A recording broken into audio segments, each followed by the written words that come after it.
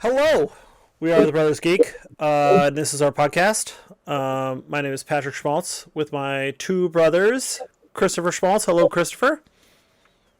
Hello, boys. And my other brother, Andrew. Hello, Andrew. Good evening. Happy Tuesday evening. Happy Tuesday. This is episode number 190. This is December 5th, Tuesday, December 5th. Tuesday, December 5th. We're brothers, we're geeks, and we talk about geeky things. What's up? What's new? What have you guys been watching? What have I been watching for All Mankind on Apple Plus TV? Okay. It's a little... So it's been focusing a lot on the Mars colony and their tensions between the different factions, which is good drama, but I'm much more interested in, like, the space NASA shit, like the adventure in space stuff. Yeah. And they haven't been focusing on that much in the last couple episodes, so it's hasn't piqued my interest over the last couple episodes. Mm-hmm. Hopefully they'll ramp up. The very first episode, they tried this big experiment to try to move an asteroid, and it was a catastrophe. What years does this take place? Is this in the 2000, past? No, 2003. Well, yeah, the past. 2003 is what this season is taking place in. Oh, but like past seasons are like further in the past. Yeah, the first season is 1974 or something. Oh wow. Okay. Oh yeah. Yeah, and the second season is like 83, and the third season is like 1995 or something. Yeah. Alternate universe. Alternate timeline stuff. They're definitely ahead in technology. Yes. The theory being the Soviets got ahead, and so that drove development of... That spurred investment in and development of technology. And that competition forced and produced their technology that is probably a decade or two ahead of where we are in our reality. Yeah. I mean, the part of the fun of the show for me is the little differences that are totally plausible in the timeline, just little changes here or there. Like the fact that we stayed on the moon and we established a permanent base on the moon, and we further explored the moon. We found deposits of something called helium-3, which is such a good fuel that the company that got the rights to like mine helium-3 on the moon became the world's biggest energy producer and essentially made petroleum that's legitimate. Obsolete. That's legitimate. Oh, it is. Yeah. So that's like another like alternate history thing is like, if you know, the petrol, like the part of this season's tension is that there's an ex-oil rig worker who takes a job on the Mars colony, and he gets stuck doing bullshit maintenance work that he's overqualified for, but they shut the program down that he was going to be doing day to day because of this accident that happened. But they, like, this oil worker, he's not an astronaut. He gets loaded on a great big shuttle, and he takes the 2-month trip to Mars with this this new special engine that they invent for the show that's supposed to be plausible tech that makes the travel like a couple of months rather than 18 months. But yeah, no, I like it a lot. And I'm watching another show that's not... Ashton and I love it, but it is so silly and so low stakes. The Gilded Age on HBO Max. We love it. We consume it with big goofy grins on our face because we just have so much fun with it. Mm-hmm. Yeah, we love the Gilded Age. But it's like the same show creator as Downton Abbey, right? And that had very low stakes too. So I mean, it has lower stakes than Downton Abbey. It's like, I mean, it's like, will the party come off? And new money and old money. New money and old money. Between new money and old money. Yeah, it's fun. And Carrie Coon is the main new money lead, and she's fantastic in everything. Yeah, she's awesome. She's so good. I will watch anything she's in. In New York, and it's set in New York, and I love Yeah. historical dramas, and that one is set in New York. We watched season 1. Yeah, you're not watching it currently though. Oh no. We watched season 1. But Yeah, we fell off. Right now in season 2, they're up against, because this is the timeline when America's Industrial Revolution is really kicking, and we explode with wealth and poverty, and everything goes crazy. Two different. It's a mirror on today. The wealthy are the most wealthy they've ever been in the world, and the poor are dirt poor, scraping by. But this era, the last episode, they're butting up against the completion of the Brooklyn Bridge. Like one of the main families is involved in that, like their charity. So like the actual opening of the Brooklyn Bridge, which happened in 1883, like the show is like dramatizing that. It's fun. Cool. Yeah. Christopher, you watching anything? Oh yeah. I'm watching a bunch of stuff. Monarch. We can talk about that. Are you caught up with Monarch? 4 episodes? I'm not. I only watched the first 2. I haven't watched any Monarch. I love the MonsterVerse. I just haven't watched any Monarch yet. Okay, I have things to say that are not spoilery. So I watched the first 2 episodes of that. Yeah. I'm working my way through Blue Eye Samurai. Great show. Yeah, you were recommending that. Yeah. I've heard good things from multiple avenues on Blue Eyed Samurai. Almost done with that season for this season. Let's stick with Monarch for a second. So I will say I really like the idea of like scientists bumping around the world studying giant monsters and having to deal with the problems, and like the beginning of this this organization, and set in the 40s 50s, and I love that interesting story. That part is really good, and then the modernish stuff that takes place in 2015 is pretty boring, and I don't care. So Monarch is fun and looks good, and I enjoy the first Godzilla, and I enjoy Kong Skull Island for just popcorn fun. But I feel like that only takes you so far, and I'm still watching it. I mean, I'm still into it. It's just sort of like that storyline I sort of check out. I'm like, Does the gimmick of Kurt Russell and Wyatt Russell playing the same character work? Oh, I didn't even realize that. Oh my god, that's hilarious. Yes. That's it totally works. And so I disagree with you, Patrick, because I think the modern time storyline as a human piece of it, they have to humanize it. It's boring to just talk about the Titans. It is. Make the scientist drama interesting too. You could do that. They're connecting the modern families to the creation of Monarch. No spoilers, Andrew, but Patrick wants flashbang and sexy, exciting stuff that involves exploration and investigation, and the modern storyline is a little bit sort of set up and a little bit takes a little while, but then what about the final scenes in episode 2? There was flashbang involving the modern people. What happened to I forget. They're on the snow. They went to the snow. Oh sure. And there, shit happens on the snow, right? Right. Yes. Right. So I think that's the end of episode 3. Is that right? Okay, maybe I'm through 3 then. As an aside, have you guys seen the trailer for Kong Godzilla: A New Empire? Yeah. Godzilla X Kong, Godzilla X Kong: A New Empire. Yes, I have seen it. I'm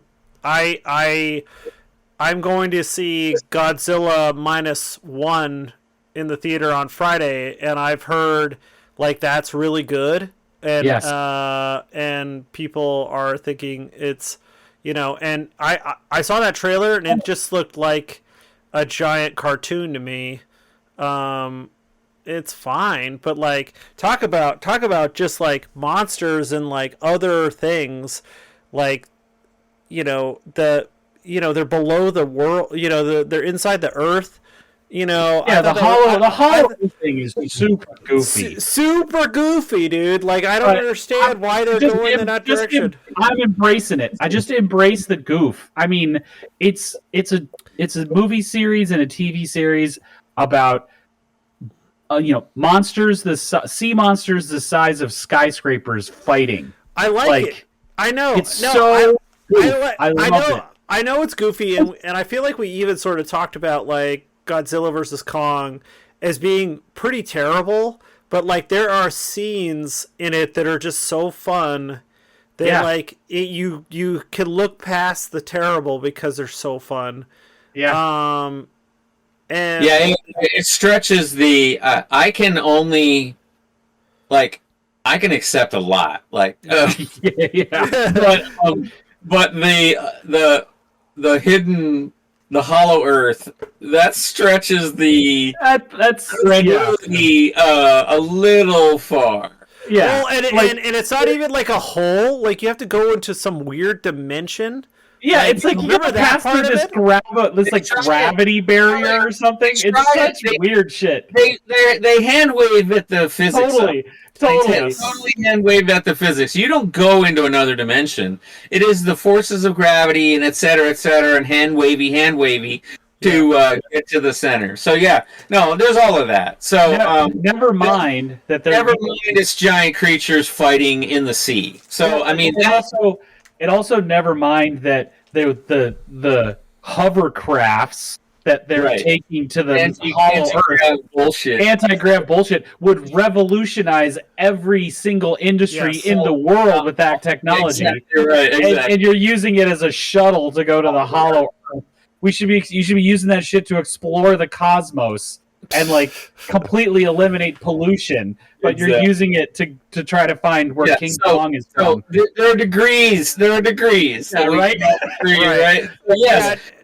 Kong versus Godzilla is entertaining to a point, and then it's like there's a lot of eye rolling. I mean, that's That's why I think I really like the 2015 like Gareth Edwards stuff, is because it feels very grounded. For the most part, I sort of look past the fact that this like one soldier is very present for all of these things. Like, okay, that's a pretty good coincidence, but I don't mind that. But like that's like I sort of take it as like he's the audience's like he's present. Yeah. The story needs him to be present. He's the human stakes that it keeps in. They can't just have new characters encountering Godzilla in every scene. There aren't. The movie is grounded, and there's not a bunch of like bullshit like science. And then like Kong Skull Island, it takes place in the 70s. There isn't a bunch of tech. There isn't a bunch of random and there isn't a bunch of like goofy weird like technology that they just like throw in there. Trick, you just made an excellent case for why this Monarch, the show, is good, even in the modern timeline, because it's grounded. It's grounded. It's reality. It's like. Don't forget for Kong, and this, who knows if I haven't watched yet, whether or not Monarch is suffering from this. Part of the reason that Kong Skull Island was so good, it was a star vehicle for Tom Hiddleston and Brie Larson.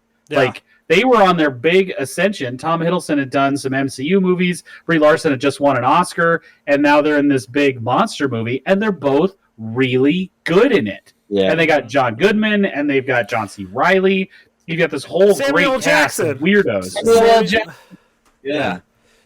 Jackson. Yeah. I think that Kong Skull Island is sort of like this, like just fun, good time with a bunch of good characters, but you're like, I am being critical of Monarch, but like, I still like it. Like, it's still fun, and there isn't a bunch of crazy, weird technology, very grounded. It's like the government's like the little stuff that they show in that like how they're responding to like they call it G Day when Godzilla like hit San Francisco, and I think that's like fascinating. I think all that stuff's pretty cool. So I'm enjoying it, but it is pretty goofy. So let me continue with shows. I watched Blue Beetle on the flight. Oh yeah, we should talk about that. Yes, I have not seen Blue Beetle. Okay, just light spoilers. You guys could spoil it though. I'm not that invested in Blue Beetle that I'm worried about it. Oh, I will. I just haven't. I'm not disinterested. I'm just not. I also watched the first episode of the new season of Invincible. Oh, okay. I have. No interest. I have not watched any Invincible. So you didn't. Yeah, let's talk about Blue Beetle. Impressions of Blue Beetle. Yeah. So, I feel like there are parts of it that are pretty good, and some pretty unique, weird moments. But like for the most part, I feel like it's just sort of flat, and nothing that hasn't been done before. It all feels very like this is ununique. It feels a lot like Power Rangers mixed with redundant. Very redundant. Like, why are we doing this? Like, this is Can't that be true of every superhero movie though? I don't know. Redundant is the wrong word. Redundant. I don't think it's redundant. It is derivative. That is the right word. By the numbers origin story with Latin twist. Yeah, which I appreciated very much. So all the commentary I've heard, one of the strongest part of the movie is the main character's relationship with his big Latin family. Yes. Like that part is really fun and interesting. I like that. The family I think is some of the best parts of the movie. This is a white guy's perspective, so it's a little. It probably comes across as a little bit tropey and cliche, right? There's a little bit of that. However, I think it's middle of the road. There are parts of it that are very entertaining. I wanted more background on the device and its inner workings. There should have been more about that because it's cool.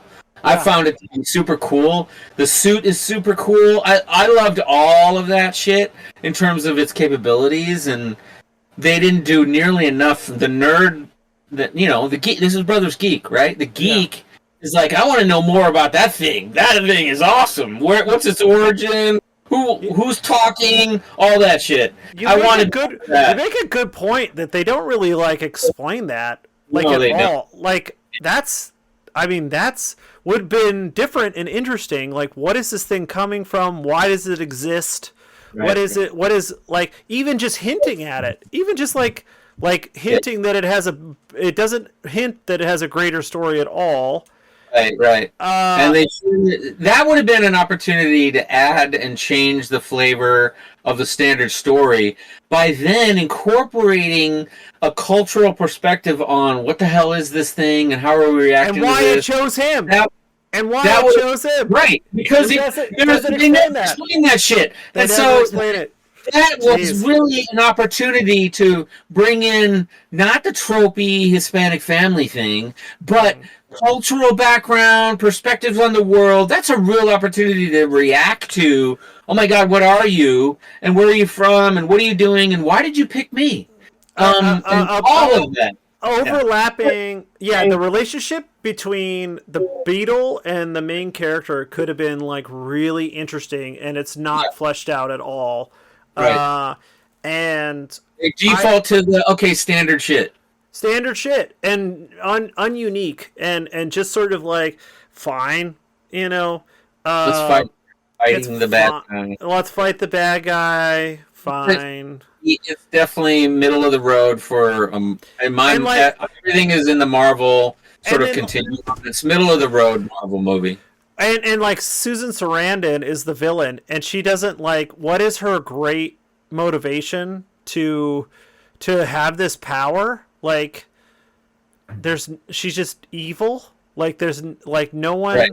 no one. She's like, a one note. She's very one note. and she's you got Susan Sarandon. You're Susan Sarandon, and you make her one note. Like, what the hell, man? So that was pretty dumb. It's a pretty dumb movie. Forgettable. And then like how this is a greater story of like the DC universe is going through like some shakeup, and the past couple of movies didn't do great, like The Flash and this, and superhero movies in general sort of struggling a bit. Yeah. And I mean, they're trying to this James Gunn universe is coming with him like doing the helming all this stuff. It's like he makes really good stuff. So I have high hopes. I have high hopes for so do I. His sensibility and him writing the ship. Yeah. If he can reboot the DCU, I'm excited about sort of his opportunity to do that. So right. It'll be interesting because we know from the Guardians movies that he can do absurd, slapsticky, very kind of out there stuff with his characters, but he also has really grounded, earnest, emotional moments. So to see him put his sensibilities to Superman could be incredibly interesting. To see him try to ground Superman in these earnest, because Superman's earnest. That's the main part of Superman's character is he is a straightforward, forthright guy. Messiah.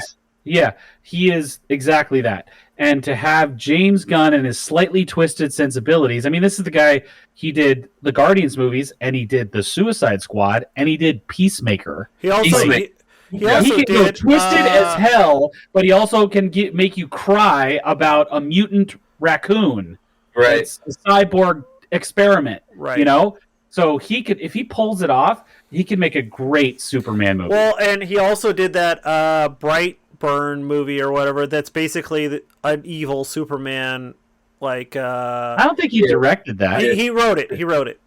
Okay. And then Slither is a very like old school like twisted horror movie. That is the most gruesome movie I think I've ever seen. Yes, pretty gross. Gross. Yes.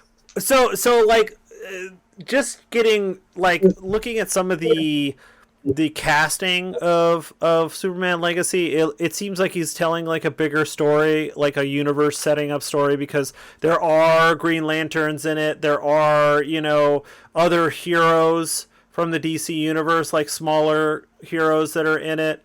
And so and multiple villains are smaller villains. So I think that he's definitely trying to tell something different. Besides just like, oh, Superman fights Lex Luthor, oh no, Doomsday shows up, So I hope it's more of like a slice of life Superman story. Then we're gonna have to see. I mean, they're just. Yeah. I saw him post on Threads today. Their location scouting for the Superman movie. So he posted a picture with some of his crew. Their location scouting. So, I mean, production's supposed to start like early next year on it. So they're full steam ahead. Yeah. Right. So are you guys going to see? I mean, the next DC movie that comes out is the new Aquaman. Are you guys going to go see that? Is that a Christmas Day movie or nah? Maybe. I will be traveling on Christmas Day, so probably not. That's right. But, I'll be at Ashton's. Well, Ashton's family's coming over for brunch, but maybe I'll be able to get to the movies in the afternoon on Christmas Day. I'm probably a no on Christmas Day to go see that. Yeah. Well, I will definitely see it in the theater. Yeah. But not sure about Christmas Day. I like going to the movies on Christmas Day. Patrick and I have that running tradition going for about 5-6 years. I like it. Where we would go to movies on Christmas Day. I like going to movies on Christmas Day. Well, isn't you know what sort of movie that I'm excited about that's around Christmas is Rebel Moon is coming out on the 22nd. Yeah. I think it's getting getting a theatrical release too. Oh, I think no it's doing a limited theatrical. If it's in theaters, I'm definitely going to see it in the theater. Yes, I will seek that out. If it's playing in the city, I will seek it out. Yeah, a unique sci-fi take, and I sort of like him hit or miss on Zack Snyder, but he always tries to make like a good time. You know, he's always just like I like that he's always swinging. He's always swinging for the fences, Zack Snyder, right. and when he connects, he really connects. Yeah.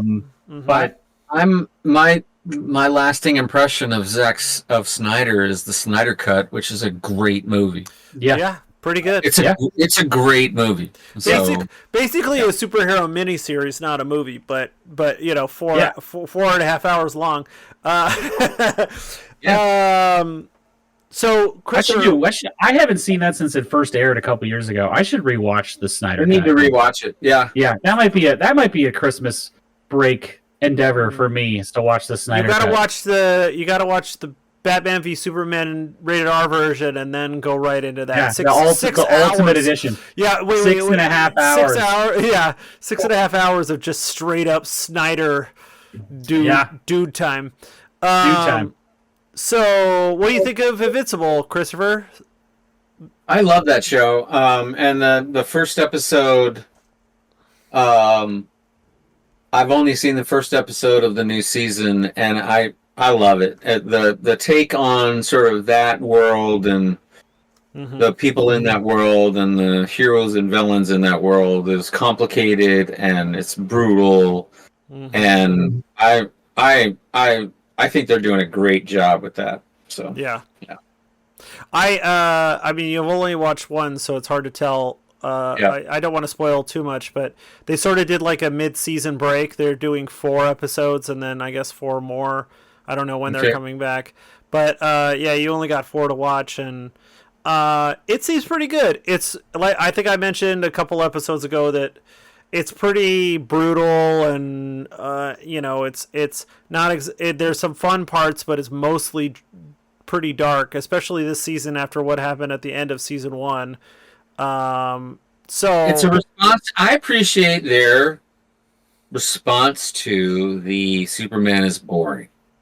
Yeah. And so that is and I think the whole sensibility of the comic and the show is exactly that. Superman is boring, but what if there were people who had that level of power and didn't ever pull their punches? Yeah. And I think that's a great sort of change, a slight tweak to the genre that would be messed up as hell. Yeah. And so, and I appreciate that approach, and I think the character's compelling, and interesting. So I'll definitely I'll finish the first half of season 2 this weekend, but for sure. Yeah, it's sort of. I mean, I read the comic, but I sort of like have forgotten stuff. I forgot about what's his face, the multiverse guy, Angstrom something. Levy, Angstrom Levi or Levy or something. Yeah, he's interesting, and that's sort of like the bigger storyline. And then Mark and his mom sort of like dealing with the trauma, what happened to them, and Mark trying to figure out his place as a hero without his dad, who was like the example, is pretty good. It's a complicated superhero show, and I appreciate the good writing, but man, it is like violent as hell. Jesus Christ. Very violent. Yeah. Do you have anything else to talk about? Otherwise, I'm going to go into a very violent show also. No, those are, you asked me what I've been watching. Those are basically the extent of what I've been watching. So I have been watching Generation V, which is the boys spin-off show. Oh yeah, GenV, I guess it's just called. GenV. And it's basically you guys haven't watched this? No. Neither of you. I sort of was like, I took my time like getting to it because I think The Boys is a little bit grotesque and ridiculous, and the universe is pretty. I don't know.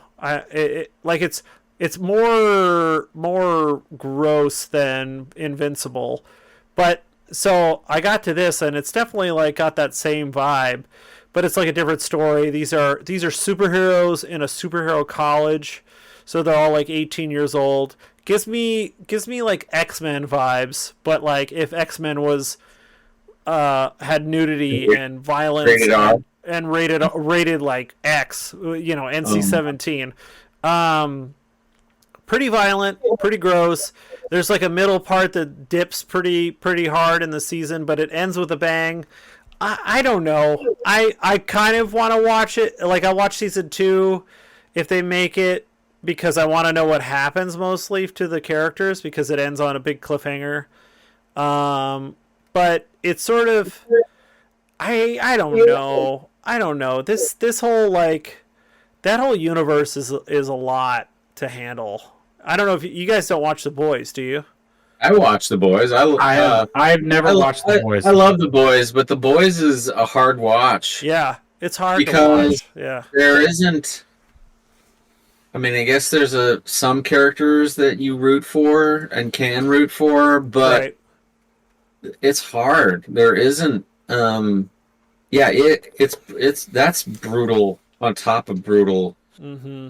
Invincible is just animated. I can sort of set that aside. The Boys is incredibly. It's like, oh my god. So yes, graphic. Very graphic, yeah. Yeah. So I want to check out GenV because it's just set in a universe, and it's an interesting universe in my mind. So, but I haven't watched any of it yet. If you enjoy The Boys, I would say watch it because it's interesting, and there's a little bit of overlaps of just enough for you to like, oh yeah, okay, we're in the same world. I'm compelled by the conflict in The Boys. What's the conflict in GenV? Well, without too many spoilers, it's sort of like there's a character that dies at the end of the first episode in sort of a murder-suicide type of thing, and there's sort of like a bigger mystery of why did they kill the person that they did, and why did they suddenly go crazy and kill themselves and that person. So there's like a sort of a murder mystery with a little bit of intrigue, and conspiracy in the school, which is sort of driving force. In school is like CW, but like NC-17 CW bullshit. It's a little bit of that. I think there's definitely like, ooh, he likes her, they like them, sort of a thing. And some of the characters are like straight up their superpower is like one of the girls, she controls blood, so she's a cutter. Like that's sort of like and then one of the characters, she has to puke for her power to work, and so she's bulimic. So that's the commentary sort of there. There's a little bit of that, like, relating to the youth of today, kind of trying a little bit. Okay. And so, but like I CW maybe a little, but like not too bad. But yeah. You guys aren't selling me on this show. It's not as good as The Boys. It's sort of just gross and set in the universe. Yeah, Andrew. So I'm rethinking. I'm on the fence. Yeah, I'm completely disinterested in The Boys. I love superhero media as much as anybody, but I am completely disinterested in The Boys. I don't know why. It's just never been a thing. Like that. Yeah, the character. You don't like the anti-heroes, and I get that. Like I don't really. It's not compelling to me. Like I like, you can have complex, interesting heroes that are not straightforward Boy Scout Superman archetypes and hold my interest, but I don't have an interest in, like, I mean, just Homelander and what just I know of him. It actually sounds like I would be angry watching the show, and I would, like, I could not, I can't engage with media by being angry at it. Like, it has to interest me in a different way. And I think that my anger would overwhelm any interest I would have, because he's such a shit. Yes. And he's so obviously a shit. And he gets away with it because he's Superman, you know? Well, there's part of that. And like, The Boys is sort of this commentary on corporate America running things, and America letting power just go aimlessly because it's America, you know, and no, I mean, I can understand that on an intellectual level, but I still have to be entertained by the story, and the story doesn't sound entertaining to me. Here's what I'm saying. No, it's philosophical too, in that it's a direct sort of really teasing out the story of taking Nietzsche's super Ubermensch to its logical conclusion. Right? Morality is dictated by strength and power, and you're not beholden to anything other than sort of. And so it's really, and I agree with you, Andrew, that there are pieces of that I can imagine all of that in my head. I don't need to see it. Yeah. And there's definitely an element that makes me like, oh, really? Do I want to watch this? Am I entertained by this? Because, but, and that's basically how the last season ended. It's like, okay, where are they taking this? Well, I mean, and he's off the leash, and he arrived at this place where it's like, okay, F everybody. I'm not bound by any of your rules anymore, and it's only by the grace of himself that everybody around him is alive. It's fascinating because, like, I feel like the first few seasons he was sort of like keeping it together because of he like wanted to be loved or wanted like someone, but now like he's slowly but surely like losing it a little bit, and that's terrifying, you know. And there's like no one that can really stop him. And there's also, like, you know, I think there's some overlaps between, like, Trump and Homelander. I had that exact thought. The dude is exactly like Trump with Superman powers. Yes. What would he do? What would somebody like that do with Superman powers? Yes. And they would take over. They would take over, and there's nobody would be safe. Nobody would be safe, and it's sort of and they would have a following that loves do whatever you want. If I had all the power, I would do it too. That Trump's followers have the like. I like that he tells it how it is, kind of an attitude. I understand on an intellectual level that art and drama should hold a mirror up to our reality, can help us crystallize and understand our own reality better by seeing, you know, the metaphor in front of us. Like, I get that. I can intellectualize that. But none of this, what you guys are describing, makes me want to engage with this show on any level. No, I hear that. None of this sounds compelling to me at all. Yes. It sounds like a frustrating slog of a watch. You would not like it, Andrew. That would anger me that it's so nihilistic. Like, I can't handle that much nihilism. There's too much nihilism in life to see it in my entertainment too. You're right. Yeah. You're exactly right. I don't disagree with you, Andrew. My threshold for that is really, really low. I don't disagree with you, Andrew. But I still find myself watching it, and I enjoy it. It's I Oh no, we all have different thresholds for our. For it what definitely is a hard watch, but I definitely like. The only thing that holds me is the underdog tale, right? The insurmountable odds, sort of that through line is the only thing that holds me to it. And it's been going on for a long time.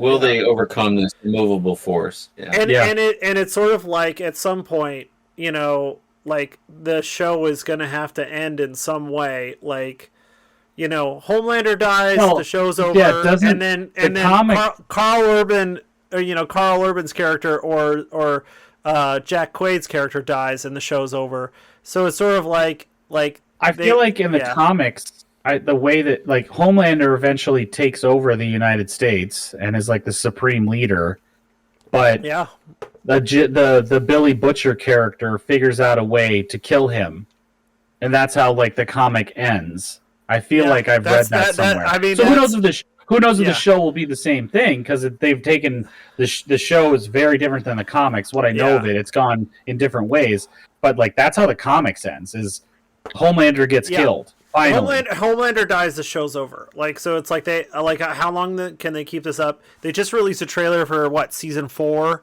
so it's like they have, you know, it's like they'll keep going. It's the biggest show on Amazon. You know what I think, though? You know, all money aside, and I love people making shows, but I think you got to have a show that has an end. Like, you can't go on and on and on. You know, unless you're the Winchester brothers, unless it's Supernatural. Oh God! I mean that was dead after season 6, guys. Like, come on. Not true. Yeah. You're wrong. Yeah, the freaking angel demon shit got so tired. You're wrong. Like 11 You're wrong. They don't introduce Felicia Day's character until like season 8, and she is fantastic as Charlie. No, that's wrong. You're so she's wrong. She's in season 5. You're so okay. Anyways, okay. You have a top 10 list, Patrick? Well, I just want to mention one more thing. I finished Strange New Worlds. Okay. And I sort of like flip-flopped back and forth whether I liked it or not, and I've come to the conclusion that I don't like it. It is I watched the whole thing. There are episodes that are better than others. There are episodes that really try to do sort of like, let's solve this stuff with science episodes. But like, for the most part, especially season 2, I feel like more than not, the solution is to blow the thing up. And it's like, why is it always just shoot it? Why is it always we gotta blow up the thing to stop the badness? I think you might be. I've only watched the season 2 once, so I need to rewatch. But I think you might be overgeneralizing a tad when it comes to just the solution is to blow shit up. Yes, or to shoot the person, blow shit up, and that's the solution. I think you might be. I think you might be focusing too much on what you didn't like rather than the strengths of the show. I don't know if it's necessarily like that, but I've only watched it once, so you might be closer to the target than I think. But that is not the impression that I got at all from any episodes. As the solution is to blow shit up, like that doesn't stick in my brain at all for any of the episodes. Because other things are happening that I give more weight to the episode than that. So I will say too, I don't like the inclusion of Kirk at all. I think that Kirk shouldn't be in the show, and he is the main character for like 3 or 4 episodes of season 2, and I think those episodes should be Ensign Mount. They should be Pike doing everything that he's doing. Like he should be going on those adventures, like instead of Kirk. Why is Kirk here? Get him out of here. I've watched Kirk. Like, I watch a better Kirk. I don't want this random. So that bothered me. Every time Kirk shows up don't you have another fucking ship? Go to your other ship. Like get out of here. Also, Who's your favorite character on the show? Which character did you like the best? the best? Yeah. Uhura, I guess. Like she's fine. She's pretty fun. good. You know, Rebecca Romaine, excuse me, doesn't know how to act. She is terrible. She is Wow. she's a wooden box of emotion. It is so bad to watch. Like every time she speaks, it's awful. Hot Spock, don't get it. Like why Spock is awesome. Hot Ethan Spock sucks. Peck is so awesome. He sucks. He sucks and he's dumb. Why he's is Spock great. dumb? How come no one has a fucking hand scanner ever? They always have guns, but no one has a fucking tricorder. I know they don't have tricorders yet, but like a You do. No, Everybody one has does. a transporter all the time. No, they don't. Never. Yes, you're remembering this incorrectly. Sorry, dude. They have tricorders all the time. They never have any hand scanners whenever they go on away missions. Everyone has it. They always have tricorders. No, rewatch all it, bro. of them. Not a single one. Like maybe twice. Maybe twice. You're totally wrong. But okay. Maybe twice in the whole show they have hand We're scanners. We're moving on. Season 2's over. We'll see when season 3 comes out. It sucks. I love it. I'm I'm gonna watch it. Okay, don't watch it then. Shut up. Here's my top 10 Christmas movies or holiday movies, if you will. I was gonna do dystopic futures stuff, but seeing as it's the holidays, I think maybe I'll do a holiday one. Okay. I didn't have any crazy criteria in this one. Just mostly takes place at Christmas, has Christmas music in it. Usually, some themes about togetherness and being together at Christmas. That's about it. Those are the things. Okay. Number 10. Edward Scissorhands. This is my list, by the way. I don't care if you agree with it or not. Okay. Number 10, Edward Scissorhands. Number 9, Kiss Kiss Bang Bang. Excellent Christmas movie. I haven't seen that in forever. Yeah, Oh my God, it's a good movie, but I think I've only seen it once or twice. Number 8, Just Friends. Yes. Always so fun to watch. Just Friends. I laugh at Just Friends every single time I watch it. Anna Faris in that movie is outrageously funny. Yes. I agree. That movie's brilliant, and I will talk about Just Friends to the end of time. Absolutely. I'm gonna rewatch. I rewatch it every December. I will watch it this month. Heck yes. Number 7, White Christmas. I just I enjoy the music. I enjoy the little heartwarming story. I think it's a lot of fun. I've only seen it once, and it was years ago. Probably need to watch it again. The music's really good. The story's kind of old dated and silly, but it's a good time. Number 6, Scrooged. Bill Murray is too low. Brilliant. I would put too low. I would put Scrooge in my top 3. Keep going. Keep going. Okay. Number 5, Gremlins. Okay. Great call. Gremlins is a lot of fun. The first one is brilliant. The second one's weird as hell. I just think it's like the second one is amazing. The second one is like a fever dream, but it's like so I love it. It's so I love fun. Number 4, Christmas Vacation. Yeah. Brilliant movie. Awesome. There are bits in that movie that work on me every single time I've seen it, and I've seen that movie 20 times. Why is the floor wet, Todd? Why? I don't know, Margo. The bit that gets me every single time. It's so stupid, but I laugh out loud every time. I've said this before.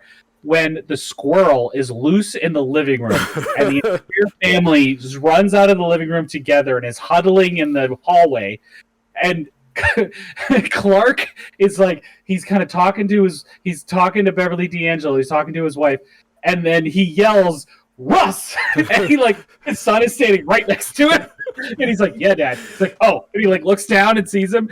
I laugh out loud every single time I see that bit just now. Thinking about it makes me laugh. Where's Eddie? Doesn't he? Where's Eddie? Doesn't he eat these damn things? Actually, he found out that squirrels are kind of high in cholesterol, so he's. Oh my god! Okay. Yeah, that's brilliant. Number 3, A Christmas Story. You'll shoot your eye out, kid. I can watch this movie every year. It's brilliant. I watch it every year. It's on. I put on the marathon and just leave it on. Yeah, it's so good. It's like a screensaver at this point. Dude, it's so funny and so smart and like a slice of life kind of like Christmas movie. It's true. It's true in the sense that when you're a kid, for better or worse, all you care about is whether or not you get the present you want. The present. I mean, you don't. Mm-hmm. You as an adult, you understand Christmas is about